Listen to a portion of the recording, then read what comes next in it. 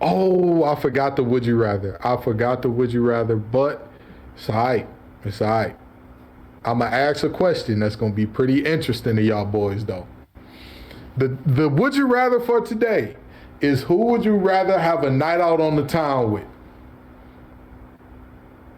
Homelander, Soldier Boy, Captain America, or Superman? Who would you rather have a night out on the town with? I'm gonna go Soldier Boy. I was thinking the same, low key. I'm gonna go Soldier Boy. I ain't gonna lie, bro. Think about it, bro. Think about it. Yeah, Soldier Boy is a lunatic. Yeah, Soldier Boy gonna say some wild stuff. But you know what you know about Soldier Boy? He gonna You smoke gonna some have weed. a lot of laughs, and you gonna have a good time. Yeah. I'm gonna tell you, man. I gotta go with the. So both of y'all said Soldier Boy. I'm going with Soldier just because I'm gonna have a good time. I mean, we might be able to. It ain't like he the best musician in the world, but like I make music. Maybe we can have a conversation about that. Maybe we can open some doors. Like, what is Homelander gonna do? What are we gonna talk about? I ain't got superpowers. Yeah. Honestly, bro, I'll probably go with Captain America. Like Superman is the most boring out the group by far. Like, you know what I mean? Like I'm a boring guy, and anybody more boring than me, like, bro, like what we gonna do? Like play Xbox? What Captain America gonna do? Boring. I mean, Captain America. Captain America would be boring. He at least America tried. just got used to y'all being able to use the same bathroom. Wow. Okay. Hold on. See, we can't talk about the reality because Soldier Boy liable to blow y'all up by accident. The music get too loud. Next thing you know, he bent over and y'all turn into ashes. Like what? To me, Captain America is the obvious choice here because at least like he gets it. Like he would want to have a good time. Like, oh, what would I do to have a good time? Like, you know, you try it. You know what I mean? Like it might be all right for you. But no, bro. Honestly, if them my foreign Captain- choices, I'm staying at the crib. I'm gonna play some of this multiverse. hey, you're not wrong. So what superhero would y'all want a night out on the town with? Like what superhero would you like? All right, we're gonna go out for drinks. This is gonna be a great time. Like we gonna live it up. Who would it be? Iron Man for sure. I kick it with Tony Stark. I kick it with Black Panther. Hey, Tony Stark is a pretty good one. Tony Stark is a pretty good one. Easily Tony Stark. Easily Right? Tony Stark, man. I don't know, man. I don't know. Part of me will want to say Tony Stark, but it's some other heroes that like. I mean, like realistically, Tony Stark is like 50. Like it's kind of weird. You know what I mean? Like it's a little weird. He has his own everything. That's right. You could be like, Tony, let's get drunk in the Iron Man suits. Yeah. He got about 12. You know and he irresponsible enough to let you do it too. He irresponsible enough to be like, all right, let's do it. That's a good Club point. in Iron Man suits, bro.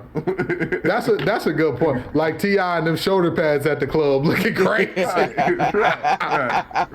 I feel it. Well, listen. That is a perfect segue because we're gonna talk about some responsibility on today's episode. If y'all didn't notice from the title, it's called Cardinal Sin because we're gonna talk about the Cardinals and some of the things that they imposed on Kyler Murray's new contract, as well as KD looking to get out of Brooklyn and LeBron waiting to sign his extension. So we're going to talk about some Cardinal sins, some things that went right, wrong, and everything in between with these new contracts. That sounds like a good show to y'all boys. Sound good to me. Great show. Alrighty.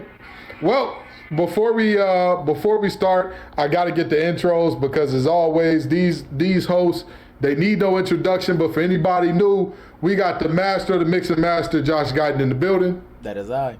We got the money man, the mail the plan, Chris Allen, in the building. Right here. And then you got the little old MC, that's me, King Gibbs. What's up, y'all? Have a seat. It's your favorite hour of the week with the Facts Over Axe crew. Now, fellas, the Cardinals gave Kyler Murray an extension that made him the highest paid player in the NFL.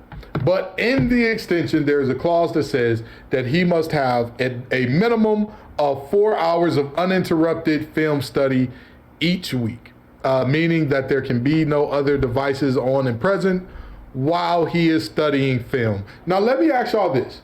Who does this look worse for, the Cardinals or Kyler Murray?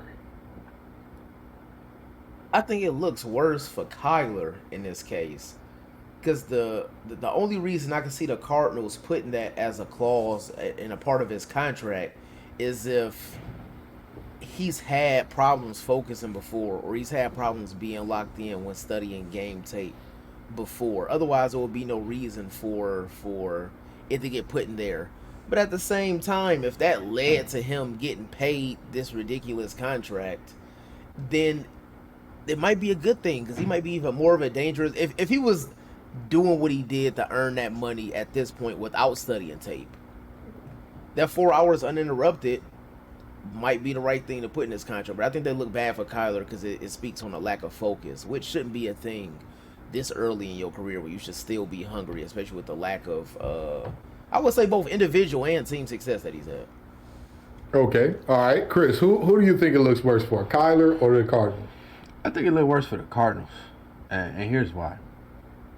Why y'all pay him that amount of money if y'all can't control his grind? Y'all can't control what y'all did, what he focuses on. If you can't get your starting quarterback one of the Arizona Cardinals to focus for 4 hours on film, y'all are so bad as a franchise that you don't need no clauses, no contract to make somebody do anything. You if somebody give me $230 million, you know what I'm gonna do? Yes, what? Sir, Master Sir. What can I do for you, Master? Oh, hey. I don't know if I'm gonna go that far. You acting unruly, my boy. Okay, $230 million, dog. Come on now, bro. And you say, all right, Kyler, we want you to, you could say that to him. Like, look, Kyler, last year you didn't really focus on film. You didn't study your craft. We want you to be more focused this year. We want to go for a championship, even though we won't fire Cliff Kingsbury. But we still want to go for a championship. We have the team to do it. You have all the pieces you need. Go get us a championship. We're going to give you the money, so we're going to take care of you, take care of us. You know what I mean? That's all you have to say. Now you got it in writing that he has to do these things. Like, and is this the first time this has happened, Because I think it's extremely strange. Young black quarterback get paid and then this happens, If this is the first time this has happened. I want to let y'all in on a little secret, okay? Because this is the first time we've heard about a clause like this. But there's been clauses like this before. Like Cam Newton got paid to not have tattoos. There's been like payments to like don't ride ATVs or motorcycles, all that type of stuff. Let me tell you something. This looks exponentially worse for the Cardinals than anybody could imagine. Let me paint a picture for you, okay? Let's say you hit the lottery tomorrow, Josh. We know how much the lottery is right now. It's like what? 800 million, 790, something like that, right? Yeah, I think 810. Let's say you hit the lottery tomorrow, right? If you went up to the next homeless person you see and say, hey, here's half the money, be responsible with it, right? And that person blows the money, does whatever the case may be. Who do you think that situation looks worse for? Obviously you, because you saw somebody in a situation that most people would think, hold on now, there's a reason that they may be in this situation, whether it's right or wrong, because I don't think that homelessness is an indicator that you're a bad person or anything like that. But the reality is that situation makes you look a certain way, and yet you decided to give that person a ton of money and you think it looks bad on them? What? Listen, let me explain something to you, okay? And here's the caveat to this. It looks way worse for the Cardinals because you gave all that money to somebody that you couldn't trust to be responsible. But here's the other part of this. Chris alluded to it. Y'all still got Cliff Kingsbury as your coach. You're not a serious franchise. Before, I was saying that Cliff Kingsbury was the worst coach at Texas Tech in terms of winning percentage since 2000. Well, actually, I did some research strictly for today's purpose, and boy, was I wrong. He is the worst in terms of winning percentage since 1985. Jeez. In 1986, David McWilliams had a 64% winning percentage.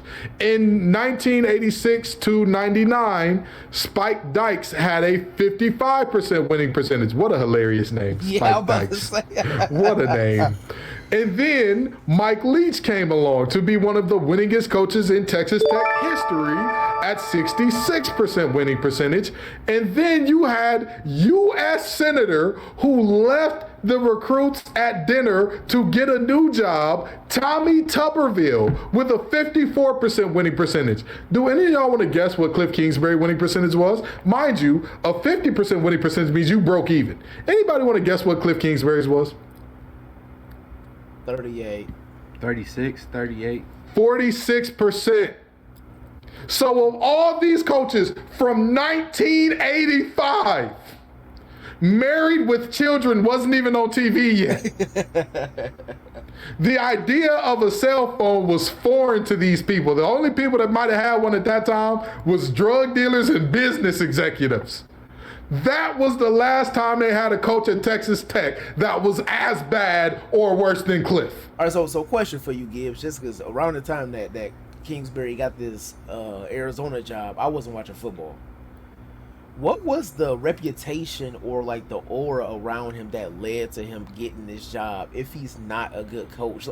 Like we've seen mediocre coaches sneak by and get these kind of jobs, Patricia, which I understand. Exactly. Yeah. But like, how did Kingsbury get this job if he was astronomically this bad of a coach at Texas Tech with the talent that he had? So here's what got Cliff Kingsbury the job. At that time, the Rams hired Sean McVay, who I don't believe was ever a head coach at any level, and he went out and was like a booming success with them right away. So now we all know it's a copycat league. Monkey see, monkey do.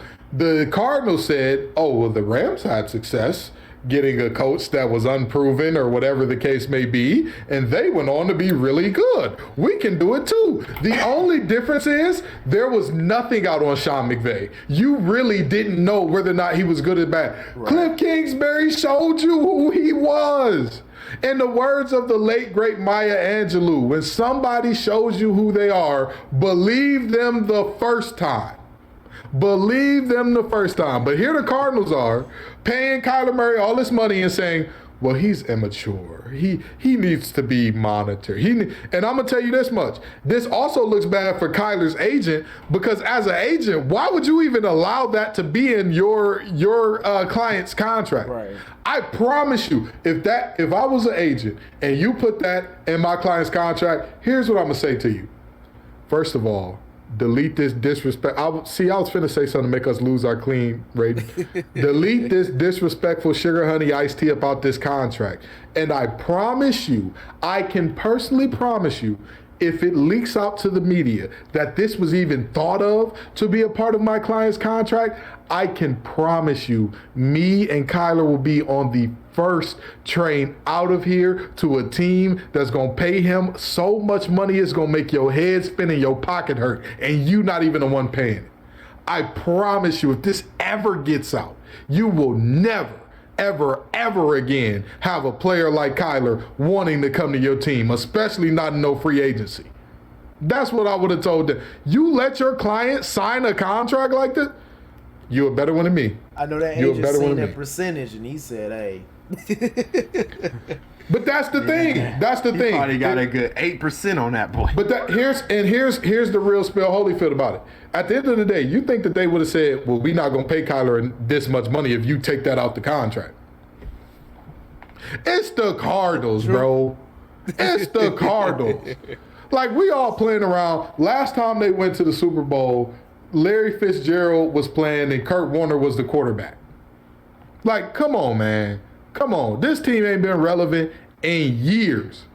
And he led y'all to the playoffs. At the end of the day, again, with one of a coach that was a loser when y'all hired him, and he took him to the playoffs. And you think that you're going to sit up here and play with me talking about, oh, yeah, you need to study more. No, y'all need to study more. A coach put out terribleness on film, and y'all went and said, that's our guy. And I'm the one who needs to study? Interesting stat, listeners.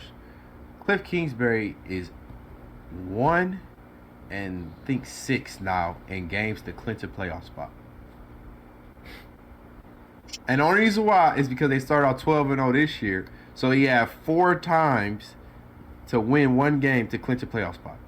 And he still, starting off 12-0, found a way to miss the number 1 seed, I believe. And here's the worst part. Here's the worst, the biggest indictment of Cliff Kingsbury, and I'm gonna leave him alone after this. But this should be the biggest indictment of Cliff Kingsbury that anybody can come up with. This man's, I'm gonna read you the records from his first half of the season, and I'm gonna read you the ones for the second. For each of his seasons. I'm gonna start reading all of the first half of the season. At Texas Tech in 2014, 3-4. 2015, 5-2. 2016, 3-4. 2017, 4-3. 2018, 5-2. 2019, first year with the Cardinals, 3-1. 2020, 5-2. 2021, 7-0. That sounds great, doesn't it? Didn't I just tell y'all he was the worst coach in their history since 1985? Yeah. Let's read the second half of the season, shall we? 2014, 1-4. 2015, 2-4. 2016, 2-3. 2017, 2-4. 2018, the year before the Cardinals hired him. Guess how many games that man won in the second half of the season? 1. 0. He was 0-5. That second half when the competition pick up on those football schedules. He went 0-5 in the second half of the season. The Cardinals said, yeah, y'all gotta say it that one time. Yeah, exactly.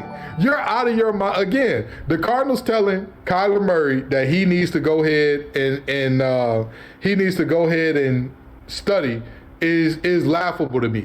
It's laughable. That's the last of their worries, bro. The last exactly. of their worries. Exactly. You worried about the wrong stuff, my boy. You worried about the absolute wrong stuff because that's... Hey, they was out there hanging with Soulja Boy. Let me tell you. All right? They might have got maced right along with him by Charleston White because y'all are unwell. You not well in the head talking about what's going on. We going to hire a coach that ain't won a game in his last 5. Knock it off. Knock it off. Stop it. Get some help. Get some help. Because that's, again, it's embarrassing. And the Cardinals, y'all keep playing. Your whole franchise is going to go back to being a whole lot of nothing. And speaking of, we're going to go into our regular deal here. Whole lot of something or a whole lot of nothing. We're going to talk about NBA talk now. The first thing, and I'm mad that y'all left this off, so I'm going to throw it on the rundown for myself. The first thing that I'm going to bring in, Pistons bringing back the teal jerseys. Whole lot of something, whole lot of nothing. Talk to me. How you feel about it? Some people feel like they're classic. Some people feel like they trash. It's a whole lot of something. I'm gonna do it from 2 perspectives. As somebody that I can actually say it now. I've known for 2 years they was bringing the jerseys back, but I had to sign an NDA because I knew somebody that like do the Pistons design or whatever. Hey Chris, why you flex on us like that? Why you flexing? I'm not flexing. Wow, y'all just finding out that they got the teal back. Yeesh, can't relate to you, brokies. Ah man, that's crazy. But anywho, he just called us broke professionally. Yeah, he did. I knew a guy who knew a guy. You know what I mean? Like, you know, I'm a real NBA insider. Y'all are like, you know, kind of around the perimeter, but I'm inside. If I could trade those relationships with some dollars, I would. Absolutely, absolutely. I'm a fan of it, not only because I think it's one of the dopest jerseys in NBA history, from one of the dopest eras design-wise in NBA history. That's around the same time that you had the Hawks jersey with the big hawk in the middle. That's around the same time you had the Bucs jersey with the buck, which is my favorite jersey in NBA history. You had the Raptors jersey with the raptor on the front.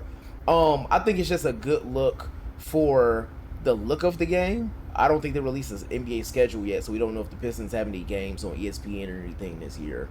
But from, I was actually talking to a graphic designer about this the other day. From a design perspective, the NBA's jerseys are so bad right now just because of minimalistic like design style that's taking over the art world. So it's not even affecting basketball. If you look at every high-end brand in the world right now, it's all just black and white font or whatever their colors are. It's just font. Facebook, Minnesota, get their logo. It just says Facebook.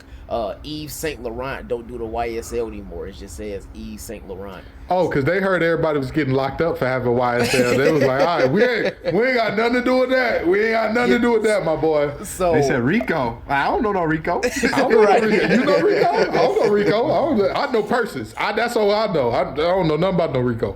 So I think just depending on how much the Pistons are able to bring in monetarily with this design. To my knowledge, they're only keeping it for this one season. But if it does well for them and it's a good look for the team and both the league, not only is it a dope jersey for us to have for this 1 year, as I think the Pistons are going to be a really good team this year, but it's also a good look from the perspective that hopefully we can see like this kind of design style come back in the NBA within the next couple of years. Because I haven't been a fan of any of the teams like recent revamps of their jerseys, logos, whatever in the past like decade almost. Minnesota doing a minimalistic thing, I think, was the like most egregious one, because their old uniforms were like fun, like the wolf and like the the woods in the background and all that. They was fire. They were fire. And now it's just like the little minimalistic MIN on the front. What is that? That's not even y'all abbreviation. The abbreviation got a second N. What are you doing? There's so much content in the world nowadays. Designers' perspective is it's only so much like information that the consumer can take in at once. So everything design wise in the world right now is streamlined. Even if you saw like even things we enjoyed as kids, like have you seen cereal boxes or like Lunchables recently? I have. It's no games on the back. It's no, and they don't even put them in a big box no more with the it's no cool designs. Bro, it literally just says Lunchables pizza. It looked like now see, when I was growing up, if the food that you had just the label and nothing else, you was getting that from Focus Hope, my boy. You was getting that from Focus Hope. You know what I mean? You used to be. Listen, you was not asking to play no games on the back of that little beef, the canned beef joint that just had a picture of the cow on the front. No. Quick little detour. The harshest I ever see somebody get cooked over like snacks, candy, anything, bro pulled out a Laffy Taffy. Everybody was ready for the joke. His Laffy Taffy ain't had no joke. They stung him for that. I was like, bro, how your Laffy Taffy don't got no joke? They was like, he got fake Laffies. I'm like, bro, relax. He probably got them from Costco or something. Like, they be coming in a big box of they don't be having a joke. And then somebody was like, nah, bro, I got mine from Costco. They got jokes on the back. So they was like, bro, where you get your Laffies from? He like, bro, from the store, like right up the street. They was like, nah, because I get mine from there and I got a joke right here. I was just like, bro, the Laffy Taffy joke, you getting cooked over that? Yeesh. Again, I think that we need to take it back. We need to put stuff on the box again, all right? Put stuff on the box. But anywho, Chris, is it a whole lot of something, whole lot of nothing? What you thinking? I think it's a whole lot of something. I mean, you got a lot of young talent coming out of Detroit. Detroit basketball is trying to come back. I mean, I think it's hard. I like what they did with the if that's true. I don't know. I don't believe everything on Twitter. If they really lit up the building in teal, they really lit up the baseball stadium in teal. If they really did all that, that's going to be sweet for the city. I love that for the city, man. I don't live in the city no more, but I love that for the city. Let me tell you something, man. I just got some. You know what's weird? I just got some shoes that like are kinda teal too. Oh man, this is. Pissed his head to toe. Hey, if this was the Lord way of telling me come back to the city, just know, God, I'm still not telling my family when I move back. They gonna catch me in traffic. But anywho, the reality is, I think that this is it's a big deal in terms of like Detroit culture and like how much we care. But in the grand scheme of the league, I don't think that it's much. However, it could be. Like you just mentioned, Josh, the situation of it being financially lucrative is the biggest deal. Right. All these brands can say what they want about, minimalism is good. Guess what? If they learn that all of going back to the designs, going back to the heel saying YSL and all that, if they learn that that's what's going to make them the money, guess what they're going to go back to doing? That Raptor is going to be right there, back on that jersey. Those Wolves and the Woods are going to be right back there on that jersey if it's going to encourage more people to buy it. So I think that it's a whole lot of nothing right now that could turn into a whole lot of something. And now we got to talk about these players because KD offered a few teams, was offered to a few teams. But the Nets price, in the words of OT Genesis, the rest of the NBA is saying their price is way too high. You need to cut it. So with that being said, is this a whole lot of something or a whole lot of nothing? What's going on with KD in the trade market? I think it's a whole lot of something. I can't recall, even if it's up to the trade deadline, I can't remember a moment in NBA history where a high profile player like KD this vocally requested a trade and it didn't get done. I don't think the Nets cut the price, however. I think it's going to be some team out there that's willing to get a star player in there, even if KD isn't happy playing there. It's going to be a team that wants to get a star player, or it's going to be one of these teams that might have already got offered something and are a contender, and they have a point in the season where they're not playing as good as they want to be, and they might jump the gun. For example, if Boston starts this upcoming season the way they started last season, they're already in those rumors. I can see them making a trade. Okay. All right. Chris, is this a whole lot of something or a whole lot of nothing, man? A whole lot of nothing. The Nets finally strapped their you-know-what's on and said, we got KD 4 years. Why are we going to take a bad deal just because he asked us for a trade? We got to be nice to KD for a whole lot of nothing, man. Keep it pushing. I'm with Chris on this one. It's a whole lot of nothing, but I'm going to say for a different reason. The Nets, I've been saying for the longest, once I realized what they were asking for, I'm like, oh no, he's not leaving Brooklyn. He's like, he doesn't have a no trade clause. So Brooklyn could trade him to the worst situation in the NBA, like happily, if the team gave enough. With that being said, I think that other teams are looking at KD and they're like, he's not that valuable. He's not that valuable. And a big part of what went into this was, and I hate to do Minnesota again, but I gotta heat them up again. Their trade for Rudy Gobert is what set all this in motion. The amount that they got for Rudy Gobert. Y'all remember when James Harden was wanting to get out of Brooklyn? Daryl Morey had to call and make sure Sean Marks stayed on the phone and was real frantic about the situation. It was like, listen, whatever you want. Ended up trading away some extra draft capital on top of Ben Simmons in order to get Harden. So this isn't a situation that's like, oh man, this is unheard of that, a star player is demanding a lot. But what we are seeing that's new is the reality of, like, you're not just gonna give me a really good player and 2 picks. Because I mean, the Timberwolves sold the house. They sold everything except the kitchen sink to go get Rudy Gobert. Very Timberwolves fashion. Very Timberwolves fashion. Very Timberwolves fashion. But with that being said, the Nets probably looking around like, all right, we're gonna at least need 3/4 of what Rudy got, because you're not going to tell me that Rudy Gobert is as impactful to a team as KD is. And so, it's a situation where if you already knew what most people knew, which is they're asking for that type, they're asking for a Rudy Gobert type beat, it's just not going to happen. That's just, it's a tough order, and they're not going to get that done. So I think we can all agree, whole lot of nothing there. Ayton signing a max deal and all of the shenanigans that went on with that. Whole lot of something, whole lot of nothing. Talk to me. It's a whole lot of something, because why would you sign Ayton for that much money? Why would you sign Ayton for that much money and then another team was like, yo, we need to match that. Ayton need to get locked down.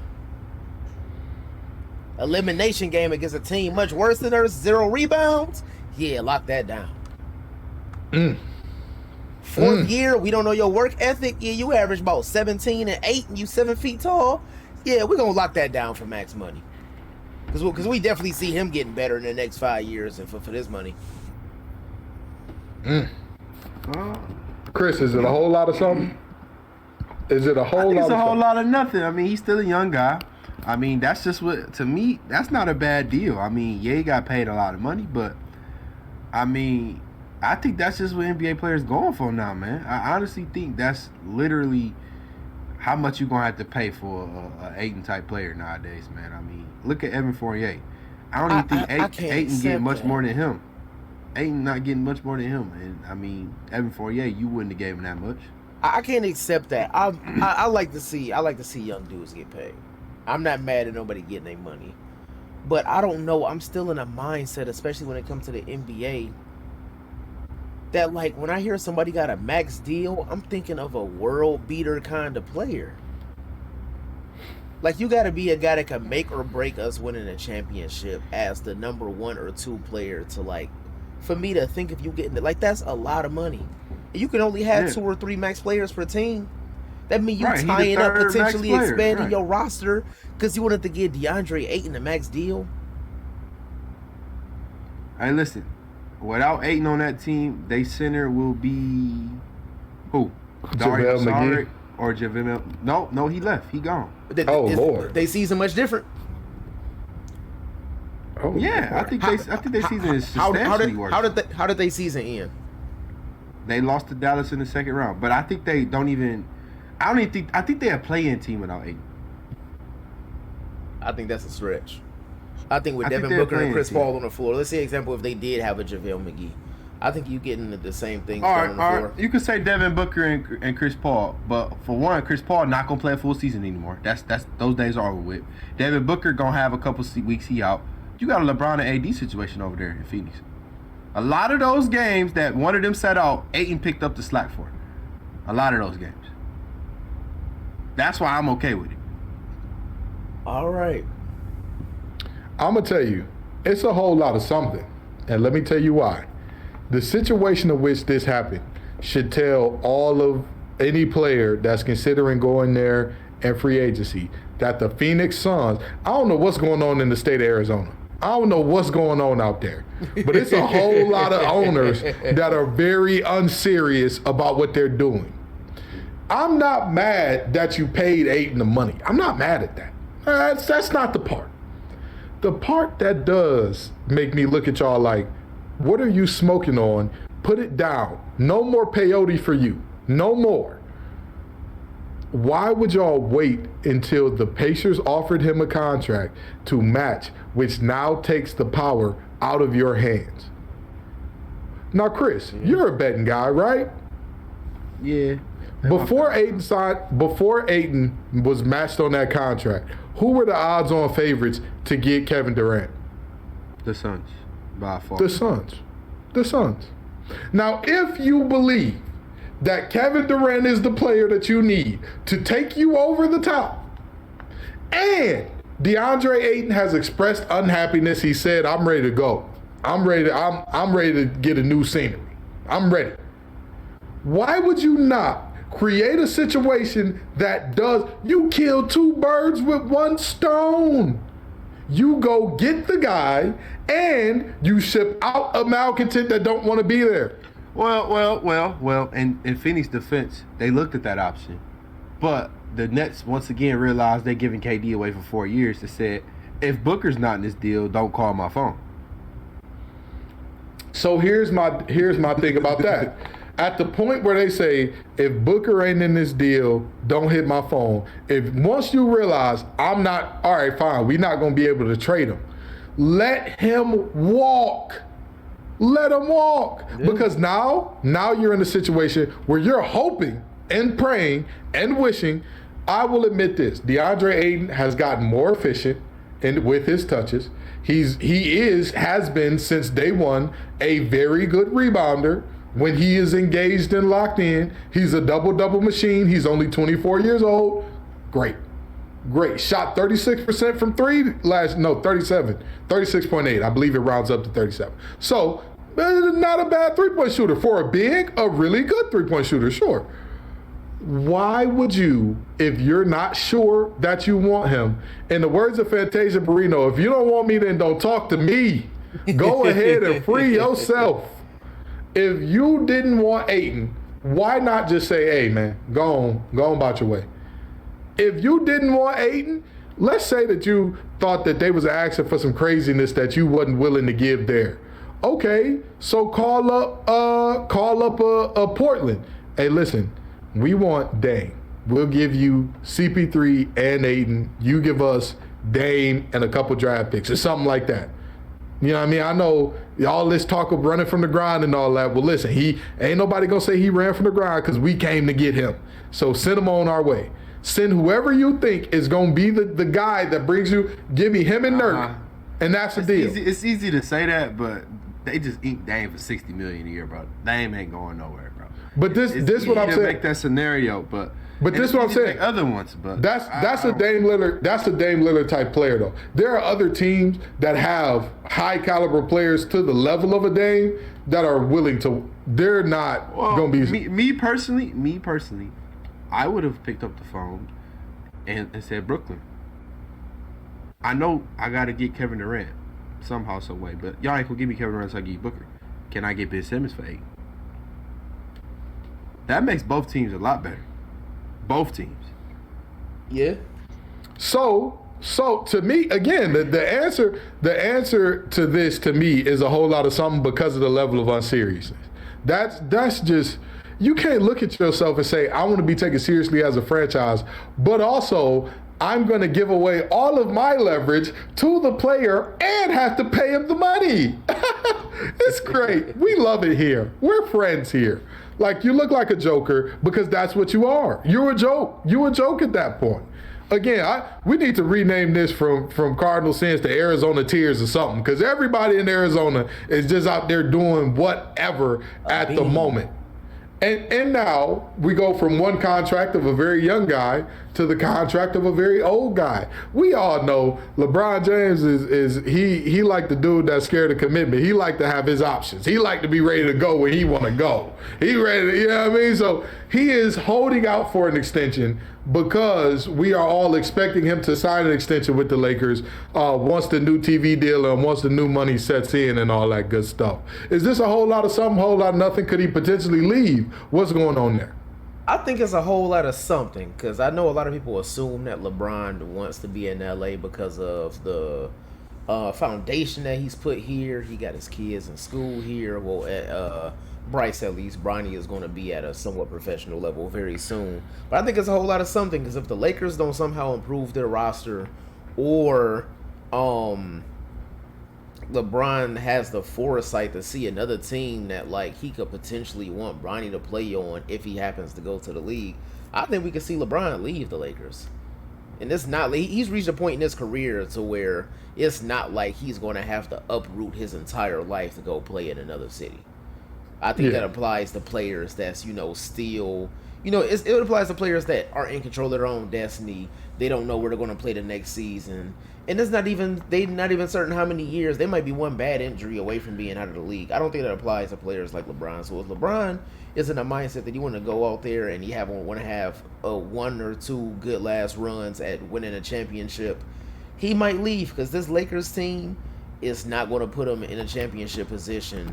And I don't see any moves that they could potentially make that would change that before the season starts or before we even get to the All-Star break. Let me tell you something. All that, I don't want to uproot my life and all that. That's for players who are broke compared to LeBron. You understand? Right. That man got a private LeBron, a jet. billionaire. He bought a billionaire. He got a private jet. He don't care about none of that. If he got to be at his daughter dance recital in 4 hours and he got a game in New York, word. All right, I'll be there. Don't worry about it. Yeah, after this game, go ahead, hop on the PJ. I'll go see my daughter recital. I'll fly back to wherever we got to go. But that's going to be that on that. We'll be all right. Chris, is this a whole lot of something, whole lot of nothing? LeBron waiting to sign his extension. A whole lot of nothing. I mean, Brian, you know what I admire about Brian? His transparency with the league. I mean, he learned from his mistake, and it wasn't really a mistake. He generated a lot of money for charity from it, from the decision he moved to Miami. He learned from his mistake, realized that it ain't got to all to be about you. Just tell the media what they want to hear. When he went to L.A., he told people, I'm not waiting for free agency. First day of free agency, he inked with L.A. This time around, his contract coming up again. He told people, I'm going to sign with L.A. extension. He signed with L.A. extension. This time around, he like, wherever Bronny go, I go, pretty much. So, I mean, it makes sense that he don't sign an extension. And plus, if I'm Brian, now I got leverage for somebody to draft my kid, Now I'm playing the numbers game. You have to draft my son if you want me to play for your franchise. Hello, Sacramento. You draft my son, I'll play there a couple seasons, sell y'all some tickets. You know what I mean? So, I mean, at the end of the day, I think it's a whole lot of nothing. You know, I think it's a whole lot of something only because the Lakers' big three had to talk and they all said that they were committed to the team and they were committed to doing whatever it takes to win and all that good stuff. But there has to be that little cloud of doubt in the back of their heads, like, is LeBron really with us? Like, is he really here for real? Like, we know of his work ethic. We know that. We know how hard he's gonna work, but is that for us or is that for him? Like, what's going on here? I think it's a whole lot of something in that aspect, but we just got to see how this thing plays out, man. So let me ask y'all this before we move on to the next one. Do y'all think LeBron signs an extension with LA at some point in time, or are we seeing this contract as the last we're going to get a LeBron in LA? If that. I say we get a 1-year extension. Okay, Yeah, Chris, I what you think think? LeBron do it. I think he do a 1+1. I definitely don't think he's signing nowhere long term. I think he do 1+1s for here on out in his career. Yeah, for sure.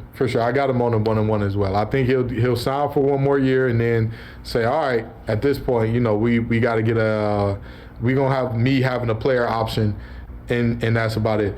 Now, I just alluded to this, but we got to talk about it because there was allegedly a call between the Lakers' big three with Bron, AD, and Russ, and they were saying, we're going to keep the band together, we're going to run this back, we're going to figure it out. Is this a whole lot of something or a whole lot of nothing? It's a whole lot of nothing. Mm-hmm. With the role players that they have, there's no way that three is getting together and running it back. With the health issues that AD has had, there's no way that team isn't getting together and running it back. With the fact that AD is a professional basketball player and he took 3 months without shooting a basketball, there's no way they're getting together with it and running that back. It's no way that, as great as LeBron James is, he's 38 years old and he's by far the most, I'm not going to say the most talented, because if you're talking about just talent, AD has a lot of talent, but he's the best basketball player on your team at 38 years old. It's going to be hard to run that back. If Russell Westbrook produces somewhat of the season he had last year, it's no way you getting together and running that back. When Talon Horton Tucker is arguably like in the top 5 best players on your roster, you're not getting together and running that back. Oh, my Lord. My Lord. The THT slander is not accepted here at Facts Over Acts. Why not? Wow. Because why slander THT? What did he do? This I bet he feel like 50 Cent. What did he say F me for?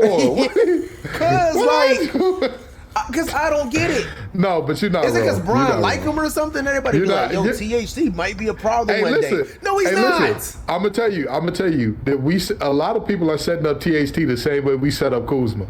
The same way people was like, THT played in the Drew League. THT played in the Drew League, averaged 13-4. How you in the NBA and you a role player in the Drew League? No. Craziest part about the Drew League, John Collins and Trae Young hooped together in the Drew League and lost. This past weekend.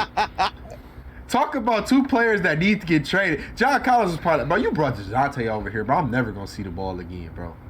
I hate that for them. I hate that for them. Absolutely hate that. But Chris, is this a whole lot of something, whole lot of nothing, man? Talk to me. I think it's a whole lot of something, okay?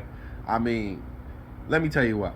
We saw the King, the Brody pictures going around when Russ first came to the Lakers. This was supposed to be some blockbuster move. They were supposed to figure it out. If anybody could bring out the best in Russ, it's going to be LeBron James. LeBron James can figure out the best in Russ. So this is why I think it's a whole lot of something. Humility is a very crazy thing, you know. Russ was a guy that he could be down 3-1 in this series and argue with Rondo's brother in the stands. Yeah.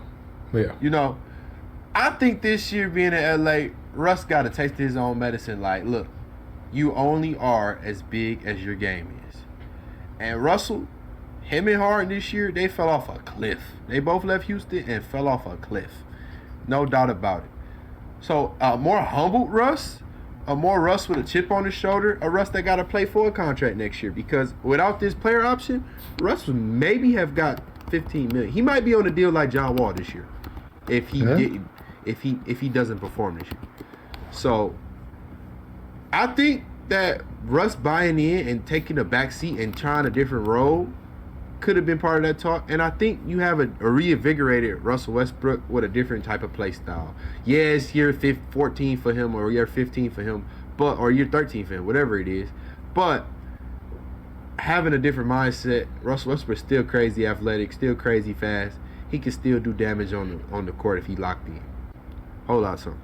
Let me tell you, this is a whole lot of something, and Josh is ignoring us at this point because he like, y'all not finna convince me that this is something. But anywho, let me tell you why this is a whole lot of something, Josh. And I know these your Lakers. I know you don't believe us. We need more people with these Lakers. But let me help you. Let me help you out. Let me tell you why. This is a whole lot of something. It's not because of AD. It's not because of Bron. It's not even because of Russ. Darvin Ham is why this is a whole lot of something. And let me tell you, it's not that I think Darvin Ham is one of the greatest coaches in the NBA or something like that. We don't know what he is. Here is what we do know. Darvin Ham has been very vocal about the fact that he wants toughness and grit on this team. He wants toughness, grit, a defensive mindset on this team. He was caught joking with Matt Barr talking about, you used to slap the S out of somebody, and that's what we need on this team. There have been multiple reports of him telling Westbrook, you're going to have to be a defense-first guy. That is what we need from you. That multiple reports stating that that's been the conversations between Darvin Ham and Westbrook. And yet, Westbrook is he's still like, I'm signed in, I'm locked in for this. I'm not saying that Russell Westbrook turns into Gary Payton overnight. I'm not saying that. That's not what I'm saying. But what I am saying is, if he buys in fully, defensively, night in, night out, and says, you know what? It's not about the triple-double. It's about stopping this guy from, we talked about it last year. We said that the Lakers' backcourt was like euphoria because everybody got their high when you saw them come around. We talked about that. If Russell Westbrook commits to being a defender first throughout this season, I'm just saying that makes this team dangerous. Okay, so let's say that the Lakers buy in into this defensive mindset, and that's how they're going to play into this upcoming season. Mm-hmm. Carmelo Anthony, okay, DJ Augustine, okay, Kent Bazemore, yeah, Avery Bradley, yeah, Troy Brown Jr., Thomas Bryant, Anthony Davis, Wayne Ellington, Wenyen Gabriel, Talon Horton Tucker, Dwight Howard, LeBron James, Stanley Johnson, Kendrick Nunn, Scottie Pippen Jr., Austin Reeves, Juan Toscano Anderson, Lonnie Walker IV, and Russell Westbrook. They gonna get you to the promised land? You forgot Mac McClung. Now I'm just playing. But will they? I'm gonna tell you this. That half of them not gonna be on the team. If they hold on. Real spill, no, not even joking right now. We have seen when LeBron gets with really good shooters and they do something defensively, something half decent defensively. What is really good shooters at? Bro, what? You just named a lot of good shooters. I named some all right shooters. Yeah, none of them proven shooters. Hold on. Y'all know the team that holds the record for most threes in the playoff game, right? Was it the Mavs this past playoffs? No. Most threes in a single playoff game, it's the Cavaliers. Or I'm sorry, they held it at that time. It may be. Somebody probably overtook it. I was about to say it's the Spurs. I might be wrong. At one point in time, it was held by the Cavaliers. Right. Do y'all know who the shooters were on that Cavs team? What, Korver? Okay. Great top shooter. 10 all time in Great threes. Great shooter. J.R. Smith. Yeah, George Hill. J.R. Smith, George Hill, Richard Jefferson, Channing Frye. I trust all of them better than Warriors Lakers team. Suitors. All more credible shooters. Hold on. All more With the credible exception of shooters. maybe Richard Jefferson, they are all more credible shooters than this Laker roster. They're all more credible shooters than Yes. this entire Lakers roster? Yes. What name did you hear on this Laker roster that So Kyle hold on. Korver, top Wait a five minute. all time. Wait a J.R. minute. Smith, Wait a top minute. 10, I think. I gave you Kyle Korver. I said they don't have a Kyle Hey, Korver. J.R. Smith, top Sure. 10 or top 15? They don't have a J.R. Smith. They don't have a J.R. Smith? No. They don't Nobody. They don't have a- in his name all right, can so give you wait. 7 They threes don't- in a game. So Nobody they in his don't. name can So give they you don't. 7 threes. Okay. So they don't have a. They don't have a Richard Jefferson. They don't have a Channing Frye. No, they ain't got no Channing Channing Frye. They They ain't do not got have no a Channing Channing Frye. Frye. Channing Frye's a 3-point specialist. Channing That's Frye what was he a known for. knockdown. That's what he known Dog. J.R. Y'all Smith, not- J.R. Smith's number 17 all time in threes made. Y'all not about to play and act like Channing Frye had Hall of Fame dead-eye. We're not doing this today. He was 16 and can shoot. What you mean? And ADK? AD, No, he ain't shoot aside better than from Channing last Frye. year- Aside from last year, AD has shown above and beyond. It was a point where people had to tell him to go back in the paint. Gibbs. AD ain't touched the basketball since last year. And you Oh, telling me, God. you telling me he gonna shoot better than Channing Frye? AD ain't touched the basketball. Dog. At the end of the day, what you're not gonna do right now, what you're not gonna look at me and say is, oh, Kevin Love AD's was not on that team. Come on now. Yo, Kyrie Irving was on that team. Channing Frye is a career 39% three-point shooter.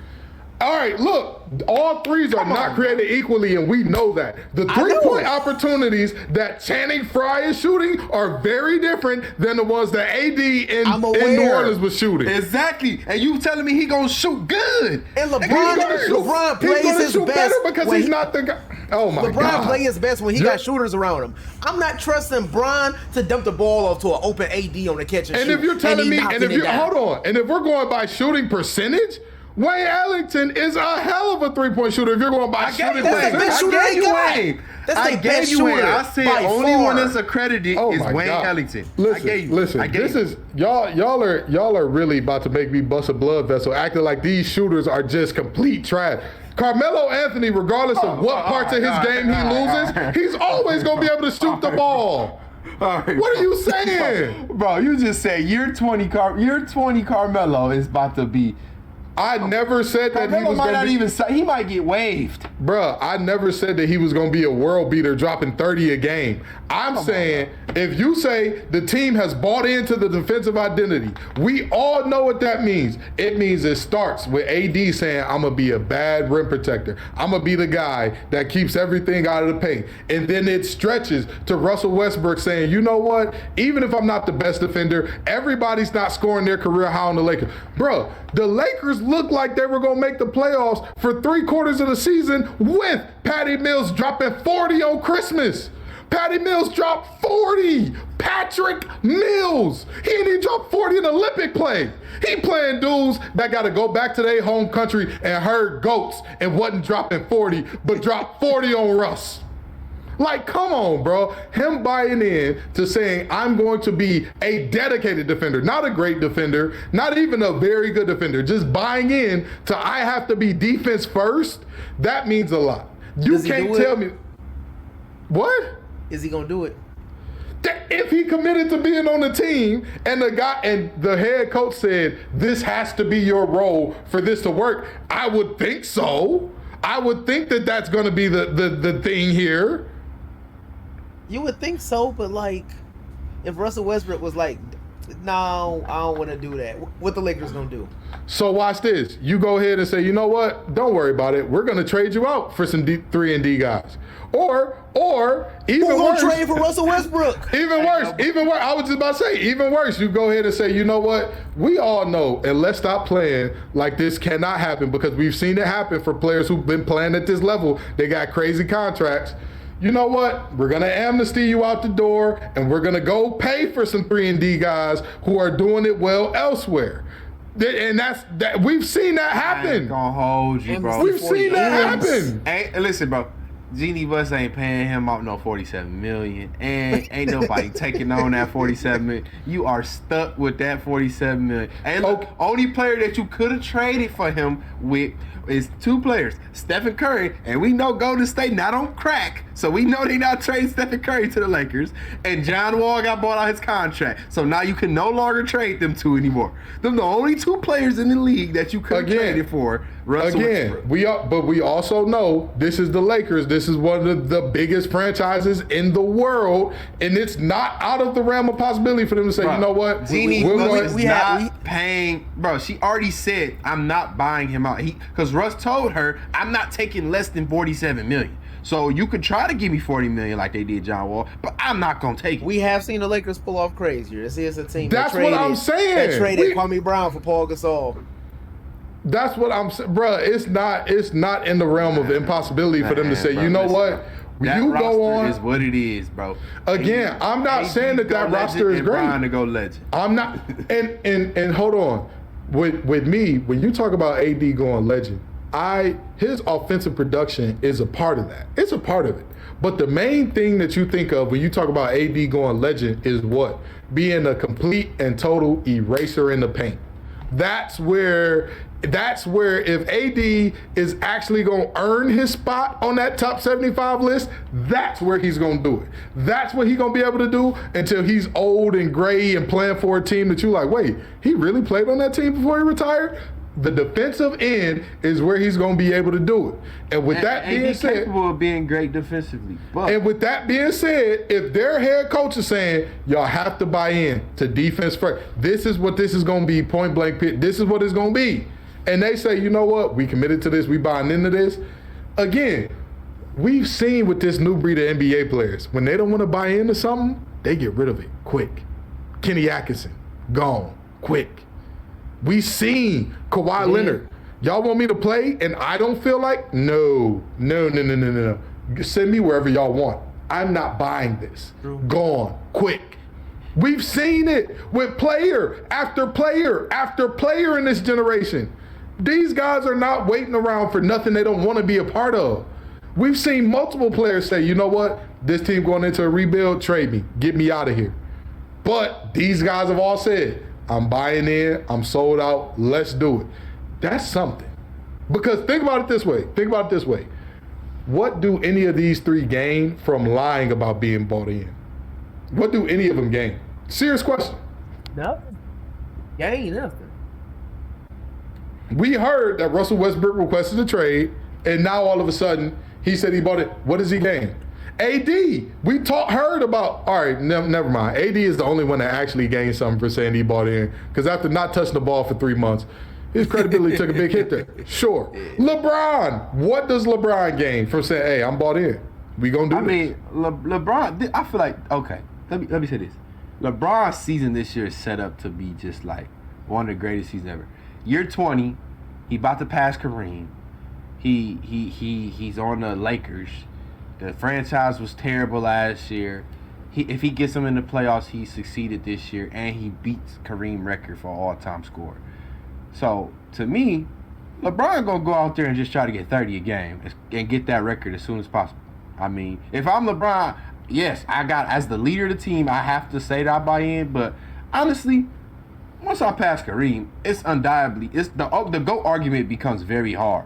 It becomes very hard now. Right. So, for me, LeBron don't really gain nothing for either way. He don't gain nothing saying he bought in or gain nothing saying he not bought in. Man, all I'm saying is this. In this era where we've seen Ben Simmons say, I don't want to do it, I'm not going, he didn't go. We've seen Harden say to two separate teams in a 2-year, was it 2 or 3 years? Was it 2 years? It was 2 years. Two different teams in a 2-year span, I ain't going, and he didn't. It behooves these players more than anything to be honest and say, you know what? I ain't really feeling this, bro. Send me somewhere else. Let me go. Let me go on about my way. And I'm going to do that. Shaq always made fun of Dwight Howard saying that he wanted to be in a smaller market, a market that didn't matter as much. And that was part of the deal. If the thing is, I want to do what I want to do, this Lakers team ain't the place to be. Yeah, but Shaq is also a bad example though, because he's also somebody that he told people, I did that. Don't ring chase like me. That was dumb of me. You know what I mean? So he contradicted himself because he not even okay with the decisions he was making. I understand. I'm just saying, this is a reality of the Lakers are going to be a team, even when the Lakers were trash. Even, like, we don't know the Robert Sacre equivalent for any other basketball team. Like, unless you're a hardcore hoop head, you can't name the worst player to start center for them in the last, like, 10, 15 years. Like, you just can't. You can't. What's my man's that was on the Pistons? Anthony Tolliver. Anthony Tolliver started at center? I thought it was a 4. I thought it was a 3 or 4. Ew. Pistons ain't had no. When the last time the Pistons had a center? Oh my God, that's terrible. Ew. Oh God, that's awful. You can give the it's a couple of, but yeah, you're right. But you get what I'm saying. Like, the Lakers got so many eyes on them that, again, the moment with Swaggy P and Jeremy Lin and Jordan Hill after the game, if that's any other team, them celebrating the regular season win and talking to Craig Sager, talking about nice suit, that moment wouldn't have become a viral sensation for any other team. Any other team. This Lakers team got eyes on them all the time. So if your goal is to lay low, stack your bread, and you don't actually care about winning, this ain't the place to do it. That just ain't the place to do it. So I think it's a whole lot of something. And then this is going to be our last one, and we're going to get out of here. Julio Jones going to the Bucs. Whole lot of something, whole lot of nothing. Former Falcon great that went to the Tennessee Titans, now going to the Buccaneers. A lot of something, a lot of nothing. I think it's a whole lot of in the middle, if that's the thing. I don't know what's in between something or nothing. I think it's nothing because I think Julio Jones' best days are behind him. Mm-hmm. But I also think it's something because we've seen Tom Brady pull good seasons out of receivers that's past their prime. Right. So I think that we won't see vintage Julio this upcoming season, but I do think he's going to have a much better season than a lot of people, including myself, are anticipating. Okay. Chris, whole lot of something, whole lot of nothing, man. Man, this is a tough one. I was just had my head down thinking. I want to say it's a whole lot of nothing, but you know, Julio did get a lot of rest these last couple years because he's been hurt, and that scares me because at one point Julio was probably top 3 in the league at receiver, and you could argue he wasn't 3. You know. Yeah, it could be argued. So for him to have that much time off and then get a quarterback like Tom Brady, who not a deep ball thrower per se, but can throw the deep ball, I mean, Julio can get a lot of reps in, man. A lot of reps in. And he next to Mike Evans now. He might be the 3rd best receiver on that roster. You asking Julio to be a number 3 now? I like that for Julio. You know, that's not a bad way to end your career. I think this is a whole lot of something because I think this is Julio Jones' swan song. I think that this is his last season where he's going to go out there and, like, show something valuable. I think any year beyond this year and maybe next year, it's like, oh, my God, Julio we know he retires. matched up on Sorian since they played it. Oh, my God, Lord Jesus, Lord Jesus. If I was a receiver and I saw Sorensen in front of me, I would just look up and say, God, I don't know what I did to deserve this. You didn't have to do it. But I'm so glad that you did. Now, let me tell you something. I think this is a whole lot of something because I think this is Julio's last year of being a really quality receiver. These last couple of years, injuries have held him back. A lot of people are saying at this point he's just a name. But I think he's got one more year in him. And I think a situation where he's not one of the main guys garnering defensive attention to go along with a team where, I mean, at the end of the day, while we do talk about Brady a lot, that offense ain't the thing for the Bucs. That defense is hellacious. Right. From Vita Vea to Levante David to, what's the linebacker's name from LSU? Help me out. The dude that's always riding horses. White. Yes. Yeah. White. Extremely fast. Fills every hole in the run game like it's nothing. To the safeties, Winfield and Carlton Davis the third. You have a lot on that defense that's going to put them in good positions. If he can be serviceable, let alone good or very good, that's Alexa, play deads because some folks is in trouble. They in some trouble. So, you know, that's what I think. But anywho, enough of what we think. I know y'all tired of us talking about big deals, no deals, middle deals. Come on back next week and the week after that and the week after that. Peace and love, y'all.